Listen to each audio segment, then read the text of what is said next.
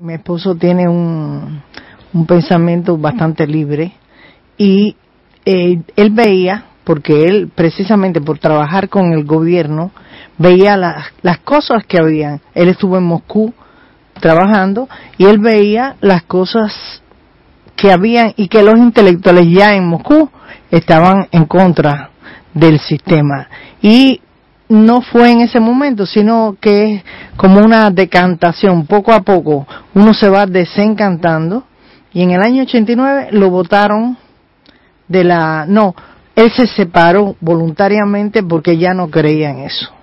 Y en el año 91 firma la famosa Carta de los 10, que son 10 intelectuales que piden cambios, unos cambios que ahora, después de tantos años, parece una carta muy ingenua, pidiendo nada más que hubiera mercado libre, libertad de expresión, y por eso estuvo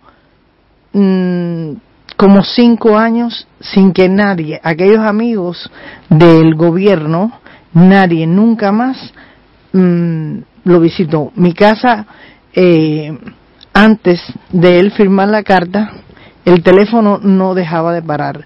Nosotros estuvimos en Cuba desde el año 91 hasta el 2005, que apenas se recibían llamadas.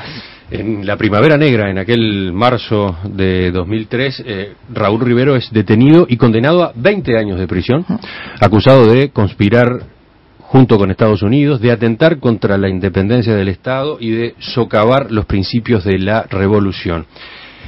¿Qué actividad desarrollaba su esposo en aquel momento para ser objeto de aquellas denuncias? No, lo que pasa es que el gobierno es o conmigo o sinmigo, como digo yo. Tiene que ser usted sabe que es un gobierno totalitario, que nada más que hay un partido único, y entonces él lo único que hacía era escribir. Hay un artículo de él que se llama Monólogo del culpable, que dice, yo solo soy un hombre que escribe. Él escribía. Él fundó una agencia de prensa independiente que la trató de inscribir en el Ministerio del Interior y le dijeron que nunca le dieron respuesta. O sea, él trató de que eso se hiciera bien y no le dieron respuesta, y él siguió. Y entonces por eso fue en el 95.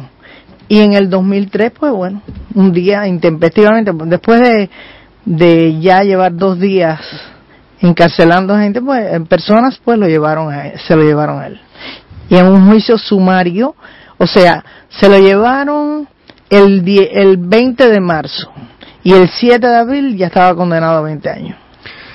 Al año siguiente, usted y otras esposas de aquellos 75 presos deciden fundar Damas de Blanco, las Damas de Blanco. ¿Qué era lo que buscaban con ese paso? ¿Por qué optaron por ese camino? Fue en ese mismo año, en el 2003. Es que nosotros no nos conocíamos. Yo creo que habían muy pocas mujeres que pertenecían a partidos políticos. Por ejemplo, mi caso es que yo era simplemente una ama de casa. Una ama de casa que oía, que veía las cosas que estaban pasando y que estaba de acuerdo con lo que él estaba haciendo. Lo que pasa es que yo no participaba. Y entonces, cuando se lo llevan, pues el primer encuentro que tuve con esas personas, que todavía no éramos damas de blanco, fue en los juzgados. Y entonces empezamos a conocernos, empezamos a visitarnos, y sabíamos que otras personas iban a la iglesia de Santa Rita a pedir, pero calladamente, silenciosamente, por sus presos, los presos de antes, porque en Cuba no son los 75 los únicos que hay, sino hay 200, o habían 200, ahora hay 100 y pico. Y nosotros nos unimos a ese grupo, y era la primavera, y nos vestimos de blanco, y alguien nos puso el nombre de Damas de Blanco y seguimos de Damas de Blanco, pero fue un grupo que salió espontáneamente porque había que hacer algo. Nosotros... ¿Había alguna otra asociación, algún otro grupo de ese tipo en aquel momento en Cuba? No, es que la oposición en ese momento, yo me acuerdo que al otro día yo me asomé al balcón de mi casa y vi como si fuera un campo arado, que no existía nada.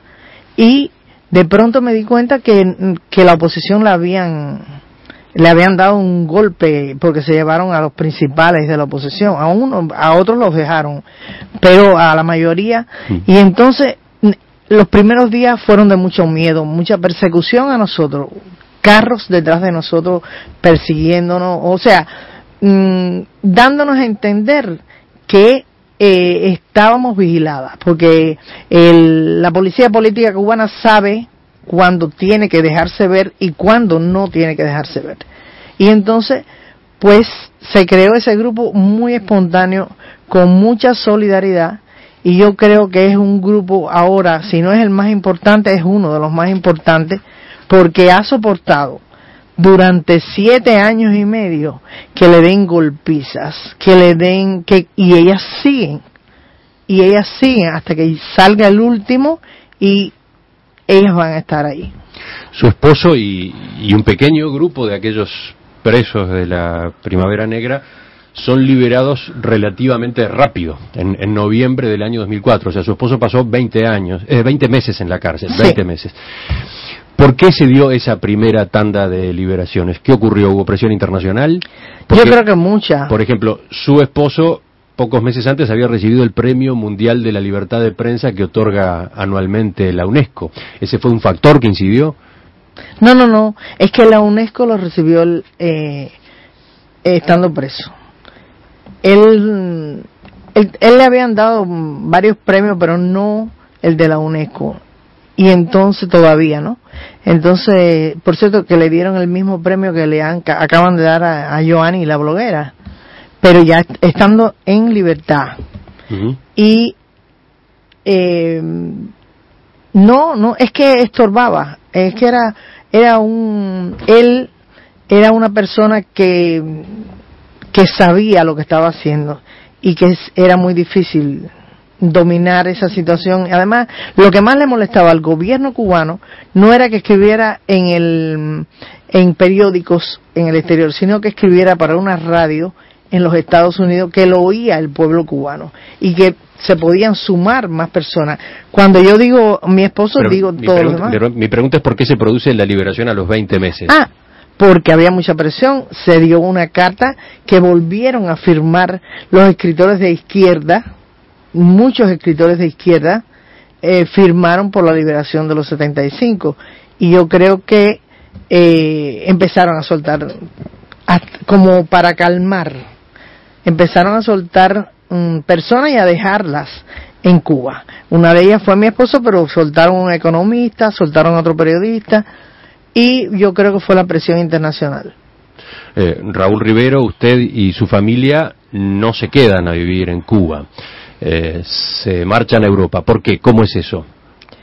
Bueno, porque cuando yo lo voy a buscar, me dicen que nosotros podemos seguir haciendo la misma vida, todo, la policía política. Pero nosotros sabíamos que teníamos la espada de Damocles ahí, porque además él estaba por licencia extrapenal.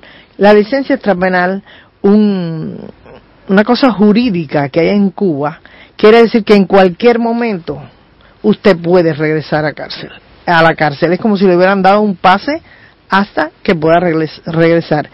Nosotros, la mamá de Raúl estaba muy enferma y nos costó muchísimo salir, porque él salió en noviembre y salimos en marzo. Para decidirnos nos costó mucho trabajo, y después el gobierno cubano nunca trató de darnos permiso. Intercedieron varias personas que no tengo que decir para darle la salida, y salimos en el 1 de abril del 2005. ¿Cuál era para ustedes la ventaja de pasar a vivir fuera de Cuba? Nada, ninguna. Yo creo que me sentí como que siempre que uno se va definitivamente del país, siente como que le arrancan un brazo, sobre todo si es el país que uno ha vivido 57 años.